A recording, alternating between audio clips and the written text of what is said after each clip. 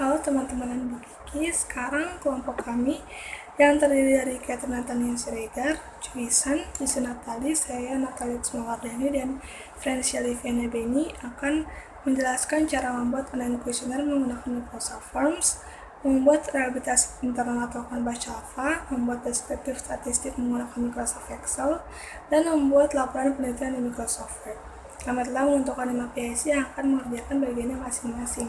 PIC pertama, saya akan membuat online questionnaire menggunakan Microsoft Forms. PIC kedua, Jesse Natalia akan membuat Canvas Alpha menggunakan Microsoft Excel. PIC ketiga, Francia Liviana Beni akan membuat deskriptif statistik menggunakan Microsoft Excel.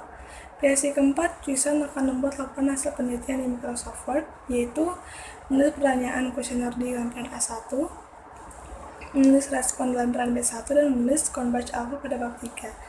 Dan PIC kelima, Catherine Natania Siregar akan melanjutkan laporan hasil penelitian di Microsoft Word, yaitu menulis deskriptif statistik pada bab 4, melampirkan pertanyaan kuesioner berupa screenshot pada bab 3, dan melampirkan aktivitas kelompok di Teams berupa screenshot pada lampiran C1 dan seterusnya. Jadi yang pertama, kita akan membuat online questionnaire di Microsoft Forms. Langkah pertama, kita bisa mengakses Microsoft Forms pada website atau bahkan melalui webnya. Tapi untuk mempermudah, kita bisa menggunakan lewat website saja. Setelah kita buka, tampilannya akan seperti ini. Kita bisa membuat questionnaire dengan mengklik ini dan pilih yang New Form. Setelah itu, kita bisa memberikan judul pada kuesioner dan deskripsi terkait kuesioner yang akan kita sebarkan, seperti salam pembuka atau cara pengisian kuesionernya. Lalu kita bisa mengklik yang Add New untuk memasukkan pertanyaan terkait penelitian. Kalian bisa memilih yang choice untuk pertanyaan dengan pilihan ganda atau tetap, atau jawaban tetap. Kalian juga bisa menambah dan mengurangi opsi jawaban seperti ini. Kalau ada jawaban yang boleh lebih dari satu, kalian bisa mengaktifkan multiple answer. Dan kalau pertanyaan itu wajib untuk dijawab, kalian juga bisa mengaktifkan required. Untuk pertanyaan yang jawabannya personal atau pendapat pribadi, kalian bisa mengklik yang teks dan memasukkan pertanyaan Anda. Jangan lupa kalau itu pertanyaan wajib, kalian harus mengaktifkan required. Sehingga ketika disubmit dan responden lupa untuk menjawab pertanyaan tersebut, tidak akan bisa dikirim. Dan segala macam opsi lainnya seperti rating, date, dan lain-lain sesuai dengan kebutuhan kuesioner Anda.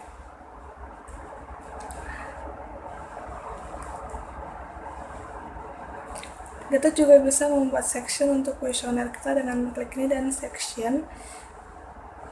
Dan Anda bisa klik tulis judul untuk section kedua Anda, dan kalian bisa lanjut ke pertanyaan selanjutnya.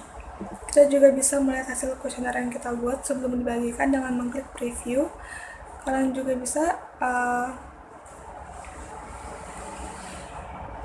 selalu kan seperti ini, dan kalian bisa ganti-ganti tema yang Anda inginkan. Lalu selesai, kalian bisa share ke responden Anda dengan klik share. Lalu jangan lupa untuk memilih yang anyone can respond agar semua orang dapat mengaksesnya. Dan kalian dapat menyebarkannya ke grup atau chat dengan mengcopy link ini. Tampilannya akan seperti ini jika orang lain buka. Setelah kalian telah mendapatkan jumlah responden yang kalian butuhkan, kalian bisa menutup kuesioner ini dengan mengklik yang specific people in my organization can respond. Jadi ketika orang lain buka linknya, tidak dapat diakses lagi. Contoh yang sudah jadinya seperti ini. Dan kalian bisa lihat jawaban dari responden kalian di sini, atau bahkan kalian juga bisa mendownload hasilnya di Excel seperti ini tampilannya.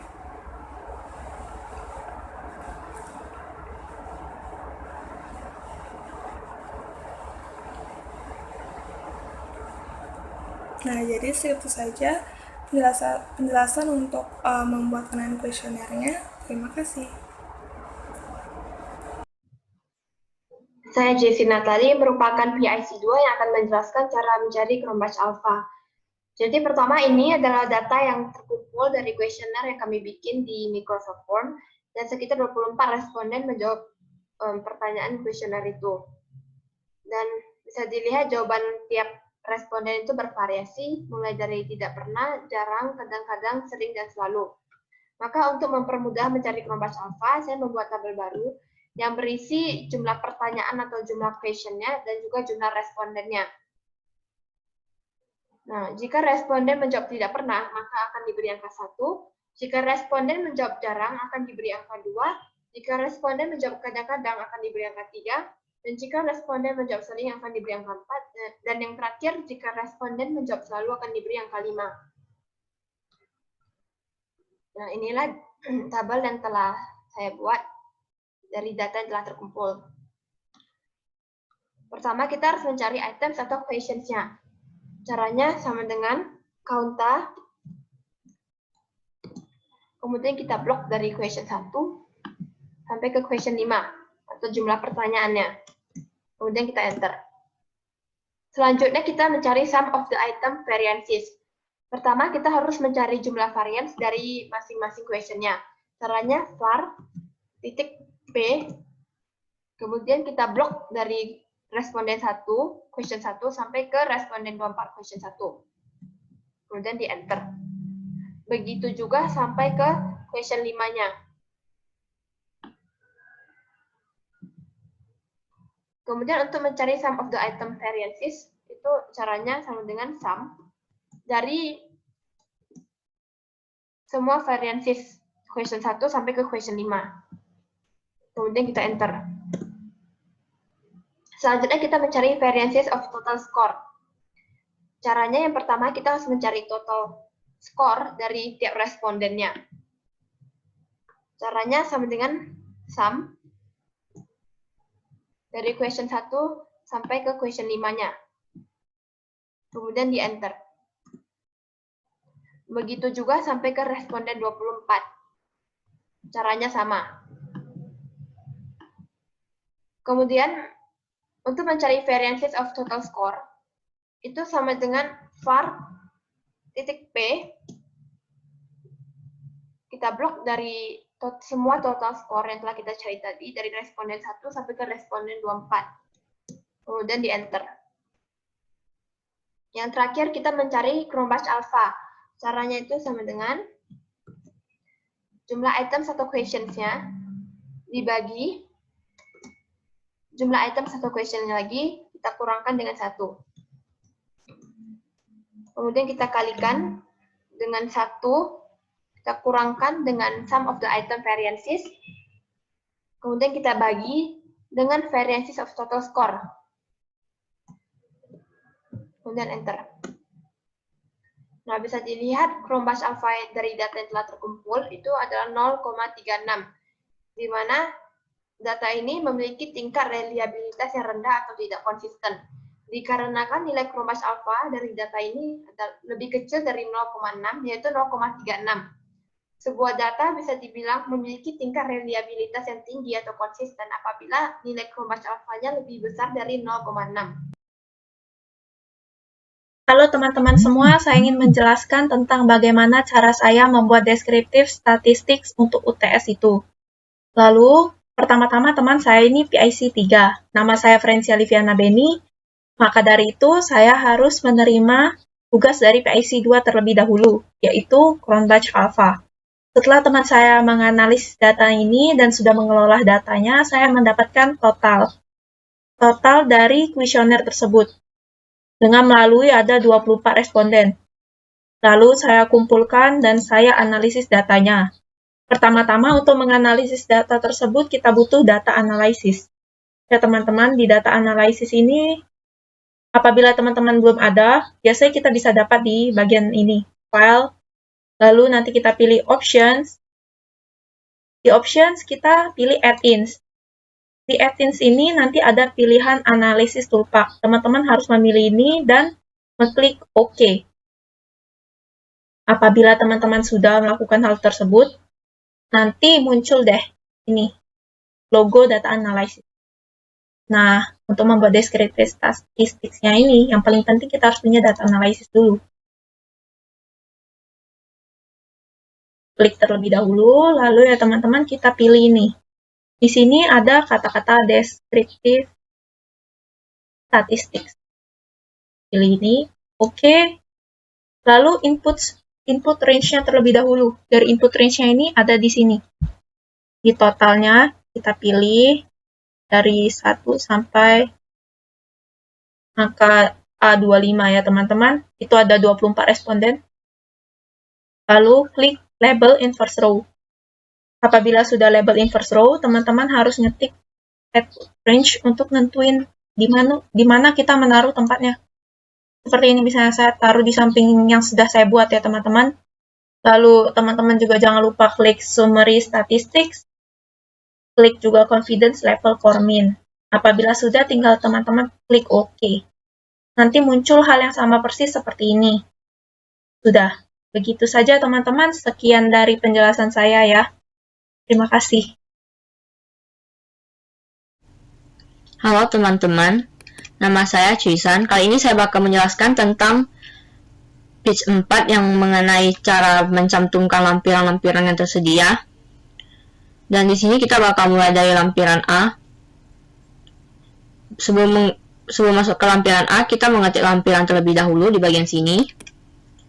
Kemudian, kita masuk ke lampiran A. Untuk dapat menulis judul lampiran A ini, kita dapat mengetiknya di bagian menu Home, kemudian di grup paragraf, klik bagian yang ini, habis itu ke bagian Define New Mid-Level List. Nah, sebelum kita muncul dengan yang bakal muncul hasil seperti lampiran A yang di bagian halaman, kalian juga dapat mengubah dari number style for this level menjadi huruf, yaitu huruf besar ABC. Nanti dia bakal muncul di bagian enter formatting for number cuma huruf A. Untuk menambahkan kata-kata lampiran, kalian dapat mengetik judul lampiran ini. Kalau sudah, kalian lanjut ke bagian link level to style, itu bagian heading 1, dan start at A. Kalau udah, kalian klik OK. Setelah klik OK, bakal muncul seperti ini. Dan kemudian masuk ke lampiran A-1, pertanyaan kuesioner atau tes, kalian juga dapat menggunakan menu reference. Untuk menulis judulnya, saya menggunakan menu reference di bagian group caption, yaitu insert caption. Saya klik insert caption, dan kemudian agar bisa muncul lampiran A-, di bagian labelnya, kita dapat menggunakan new label. Agar dia bisa muncul lampiran A-. New label, ketik lampiran A-, kalau udah klik OK. Nanti dia bakal muncul di bagian label bagian lampiran A-. Kalau udah, akan pilih yang ini. Pilih yang lampiran A-. Nah, dia bakal muncul seperti ini, A-1. Kemudian masukkan judulnya sesuai kemauan materi yang kalian. Oh ya, sebelum itu kalian juga bisa mengubah numberingnya, caption numbering, biar dia bisa jadi lampiran A-1. Dan kalian ingin lampiran A-1 Romawi, kalian bisa pakai ini. Kalau saya mengikuti dari tugas saya pakai lampiran A-1 pakai yang angka, jadi saya pilih yang pertama. Kalau udah, saya pilih OK. Nanti hasilnya bakal muncul seperti ini, tambahkan judul kalian, kemudian kalian klik OK, bakal muncul seperti ini. Setelah itu kalian cantumkan hasil dari penelitian kalian, dari observasi kalian. Kemudian kita bakal masuk ke format page number-nya. Dari format page number ini kita dapat, agar dia bisa menjadi A-1, pertama-tama kita bakal klik 2 kali di bagian bawah biar muncul menu header and footer. Setelah itu kalian pergi ke page number, kalian pilih format page number. Setelah itu kalian masukkan format yang kalian mau di number format biar dia bisa menjadi angka 1. Kalian pilih opsi yang pertama, yang 1, 2, 3. Kemudian jangan lupa tambahkan checklist include chapter number agar dia bisa mengikuti dari lampiran A, yaitu huruf A-nya menjadi A-1. Kemudian chapter starts with style heading 1. Setelah itu start at 1, kemudian klik OK, dia bakal muncul seperti ini. Dan dia bakal berlanjut sampai ke bawah sini A-2. Dan agar letak page number ini di bagian bawah, kalian juga bisa menggunakan di bagian page number, pergi ke bottom of page, kemudian pilih 3 opsi ini. Saya pilih opsi yang page number 3, maka dia muncul di sebelah kanan. Setelah itu saya bakal lanjut ke lampiran B, yaitu mengenai respons subjek penelitian. Ini hampir sama dengan lampiran A, cuma perbedaannya kita menggunakan section yang berbeda. Tujuannya? Agar bisa membuat page number yang berbeda dengan yang bagian lampiran A, yaitu bisa menjadi B-1. Sebelum itu kita harus memisahkan halaman ini dengan halaman A.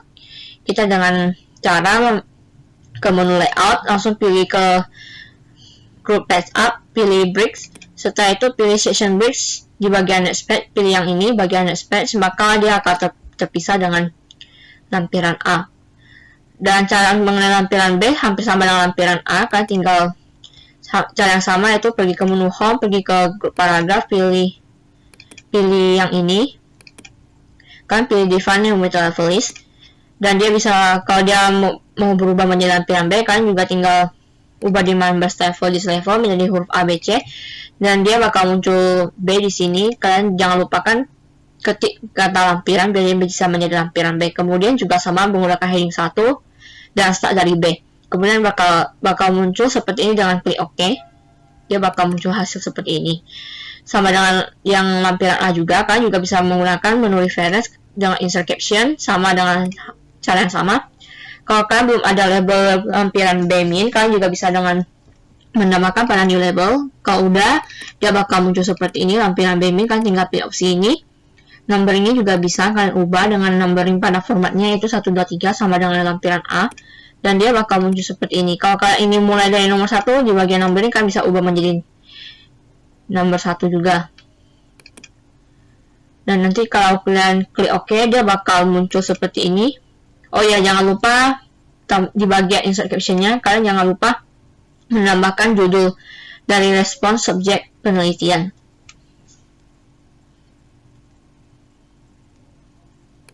Terus itu kalian cantumkan laporan kalian di sini. Setelah itu kalian pergi ke page number. Ke page number kalian juga bisa, setelah kan udah section break, udah kena dipisahkan. Jadi dia tidak bakal tersambung dengan page number yang pertama. Jadi kalian buat page number yang baru. Kalian bisa juga menggunakan cara yang sama ke format page number. Pilih number format 1, 2, 3. Dan jangan lupa checklist include chapter number dengan heading 1. Dan mulai dari 1. Dan dia bakal muncul seperti ini. Setelah itu, kalian consider and footer dan hasilnya tetap seperti ini. Kemudian saya bakal lanjut ke tabel mengenai reliabilitas internal di bab 3. Nah, di bab 3 ini membahas tentang Cronbach's alpha. Dan cara yang sama juga hampir yang sama dengan lampiran A dan B. Saya juga menggunakan pada menu home di bagian grup paragraf, saya menggunakan ini juga. Saya tinggal define new meta level list. Saya ketik sesuai yang saya mau. Misalnya saya mau angkanya angka Romawi 3, saya tinggal ubah di bagian sini. Saya ubah jadi 1, 2, 3. Habis itu saya ubah di bagian sini menjadi kata bab. Saya menggunakan heading 1 juga, dan saya mulai dari 3. Karena kita sesuaikan dengan bab 3. Jadi kita tinggal start at 3. Kalau udah kita tinggal klik OK, dan hasilnya bakal seperti ini. Dan ini juga sama, saya menggunakan insert caption di bagian menu reference. Saya tinggal ubah di bagian labelnya, saya tambahkan 3 min 1. Misalnya kalau saya nggak ada, saya tinggal new label 3 min. Nah, bakal di menu label bakal muncul seperti ini. Kalau udah, kalian tinggal klik OK dan dia bakal muncul seperti ini. Oh ya, jangan lupa kan sebelum mengklik OK, kalian juga bisa menambahkan judul dari bagian ini menjadi Cronbach's alpha, dan dia bakal muncul seperti ini. Habis itu cantumkan laporan kalian di sini. Habis itu kalian biar bisa mendapatkan judul tabel ini seperti yang di bawah ini yang warna biru, kalian bisa menggunakan insert caption juga. Insert caption, pilih tabel 3 min. Iya, tabel 3 min. Nah, dia bakal muncul seperti ini, dan masukkan judul yang sesuai yang kalian mau. Kalau udah, kan tinggal klik OK, dan dia bakal seperti ini. Sekian penjelasan dari saya. Atas perhatiannya saya ucapkan terima kasih, dan maaf bila saya ada salah kata.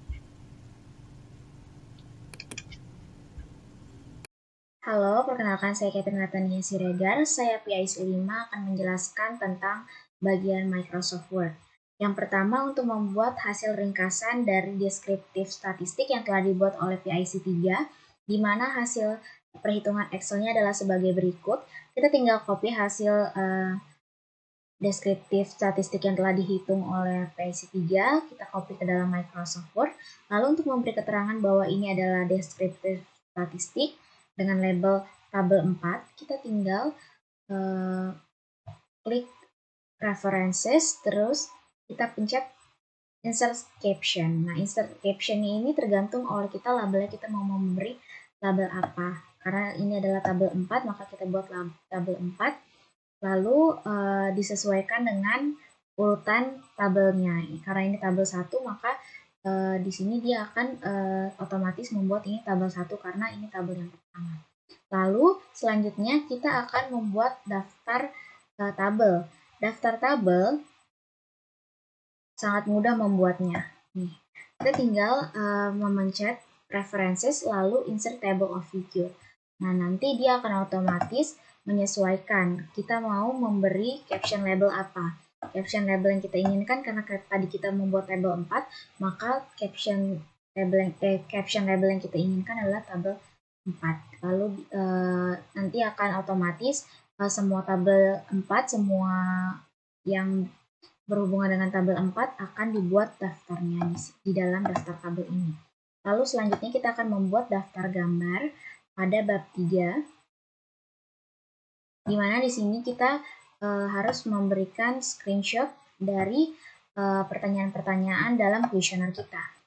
Nah, kita tinggal screenshot saja apa saja pertanyaan dalam form kita yang telah dibuat, lalu kita insert picture, lalu masukin gambarnya ke dalam sini.